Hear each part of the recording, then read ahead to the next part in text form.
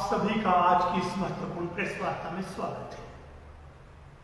साथियों, जिस तरह से हम पहले दिन से कह रहे हैं कि आम आदमी पार्टी एक कट्टर देशभक्त पार्टी है, ये वो पार्टी है जो हमेशा भ्रष्टाचार के खिलाफ एक मजबूत लड़ाई लड़ती है, और भाजपा दूसरी तरफ एक ऐसी पार्टी है जिसने हमेशा से अपनी सत्ता का, अपनी ताकत का दुरुपयोग किया है।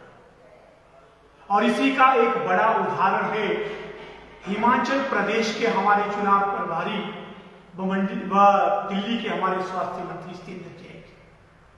सत्येंद्र जैन जी के मामले में दिल्ली हाई कोर्ट का जो फैसला आया है वो भाजपा और उसके सभी बड़े नेताओं के मुंह में तमाचा। उसमें साफ कहा गया है कि जितने भी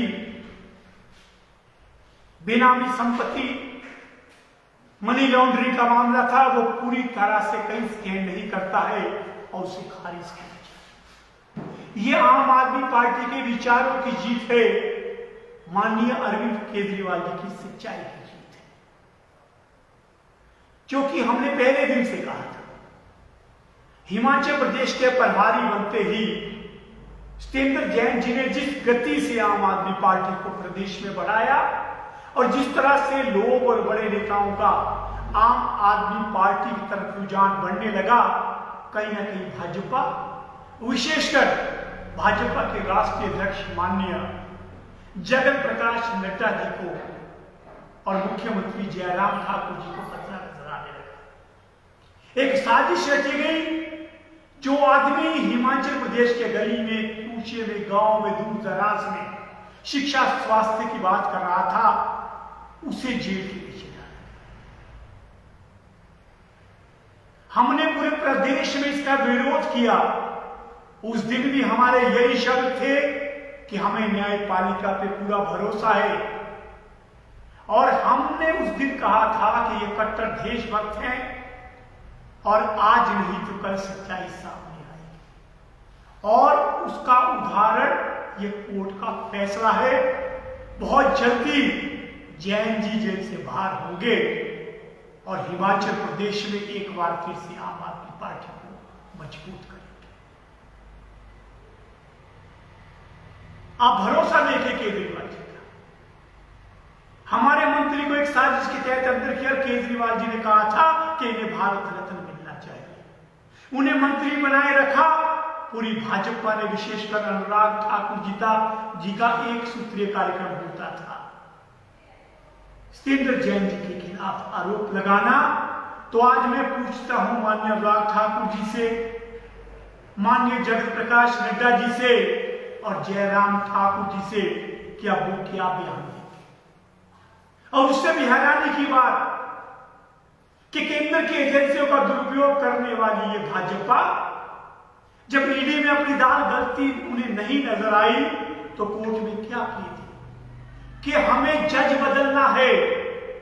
हिंदुस्तान के इतिहास में केंद्र सरकार की एजेंसी ईडी को अपनी ही न्यायपालिका पे भरोसा नहीं है। उस पर भी आज सुप्रीम कोर्ट ने फटकार लगाई है कि आप किस तरह से इस तरह जुडिशरी पर सवाल उठा सकते हो कि यदि आपके मन मुताबिक काम नहीं किया तो आप जज को बदल दोगे।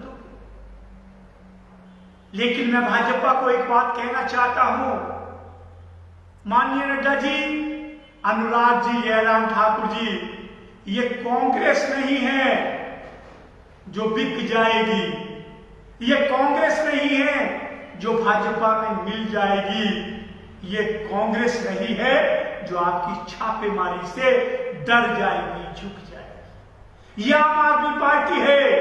जितना आप हम पर कार्रवाई करोगे, झूठे आरोप लगाओगे, हमारे नेताओं को जेल में बंद करोगे, हमारा कार्यकर्ता उतनी मजबूती से सड़क पर, गांव में, हर घर में आपके खिलाफ आवाज बुलंद करेगा। इसी का उदाहरण है हिमाचल प्रदेश जैसा पहाड़ी इलाका, जहां पे पूछा जाता था आम आदमी पार्टी कहां है। आज हम लोग 4.5 लाख घरों तक अपनी गारंटी पहुंचा चुके हैं। ये ताकत है आम आदमी पार्टी की। और विशेषकर मंडी की बात कहना चाहूंगा। जयराम ठाकुर जी का गरीब क्षेत्र है, ना जाने क्यों सबसे कमजोर भाजपा यही नजर आ रही है। जयराम ठाकुर जी का जादू जा चुका है, इसलिए कभी मोदी को लाया जा रहा है, कभी नड्डा जी को लाया जा रहा है। और पिछले 15 दिनों से विकास पागल हो गया है। आपने 5 साल काम नहीं किया, लेकिन 15 दिनों में मैं तो परेशान हूं। परसों छपुंजा उद्घाटन और शिलान्यास, आज 50 उद्घाटन शिलान्यास। 5 साल क्या कर रहे थे आप?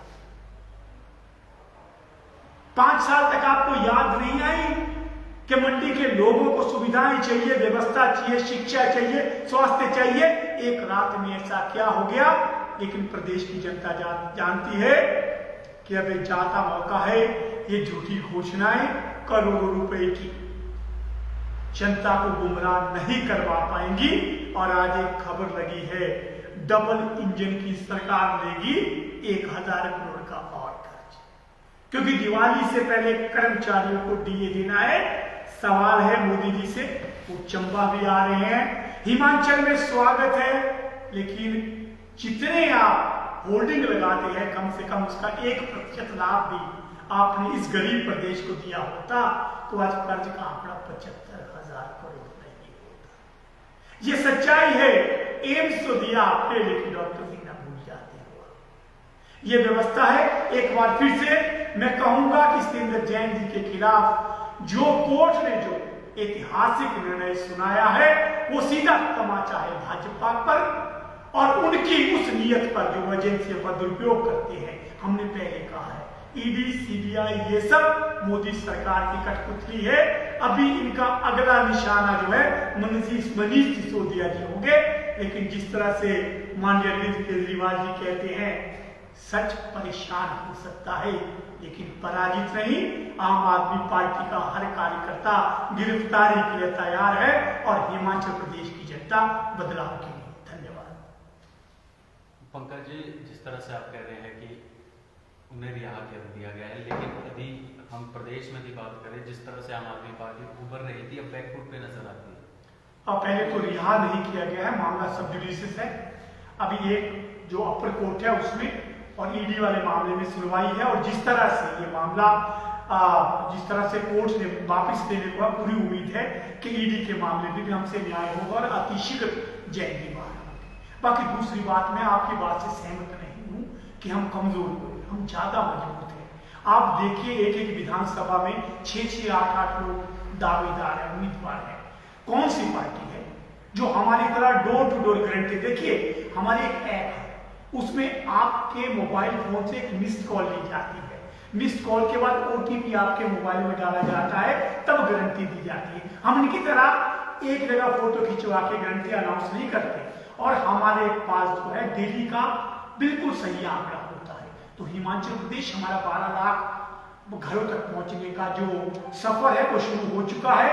उसका हमने लगभग 38% कवर कर लिया है और आने वाले 10 दिन में हम हर कर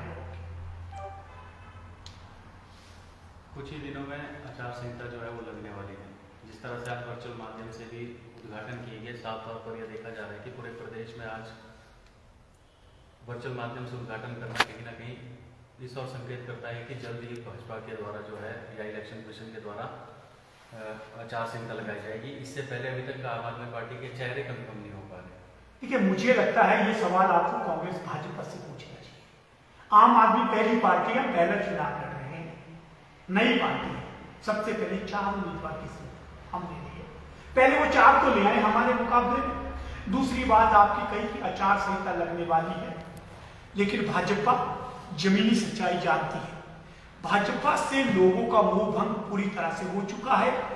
जनता भाजपा के कार्यक्रमों में नहीं आ रही है, इसलिए भाजपा चाहती है कि सरकारी मशीनरी का दुरुपयोग करके अधिक से अधिक उनके नेताओं की रैलियां करवाई जाए, जिसमें सरकारी कर्मचारी, जिसमें लाभार्थियों को दबाव में लाया जाए और उनके माध्यम से कथित तौर पे भीड़ इकट्ठी की जाए। लेकिन इससे कोई काम करने वाला नहीं है। हम चुनावों के लिए तैयार है। आचार संहिता आज लग जाए चाहे कल, आम आदमी पूरी तरह से जमीन पे जुटी हुई। एक बार